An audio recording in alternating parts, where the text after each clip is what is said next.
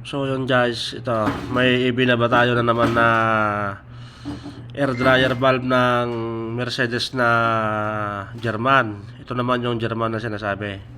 Ito, ibang design. Malayong malayo sila sa design ng Jupale.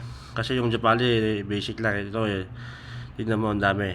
Kaya kung magbaba ka ng hose nito, yung mga connection, dapat magmarking ka. Lagyan mo ng masking tape, tapos numberan mo. Makikita mo yung mga number dyan dito, yan o. Kung number 4, number 4. Yan. Kaya hindi ka malilito. Yan. Tapos ito naman sa side dito, banda. Ito yung nakakonect sa chassis. Itong apat na to. Isa, dalawa, tatlo, apat. Tapos, ito yung lagay ng filter. Yan o. Yan.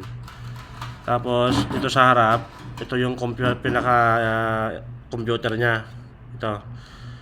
Marami siyang connection dyan, ano. Yan.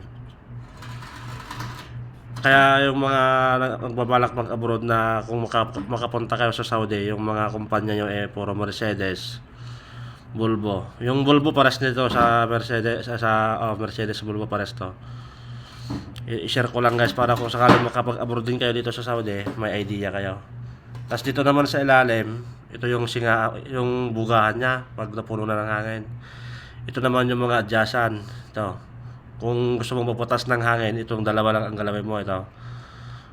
Itong naiiba, ito lang yung galawin mo kasi may ito. Pero itong apat, kahit wag mo nang galawin to, itong dalawa lang dito ang mag-focus ka dito. Yun lang guys, at saka i-share ko lang dito. Inuulit ko kung magbabaklas kayo dito, dapat magmarka kayo dito. Lagyan nyo ng mga masking tape yung mga hose para hindi kayo maligaw o malito.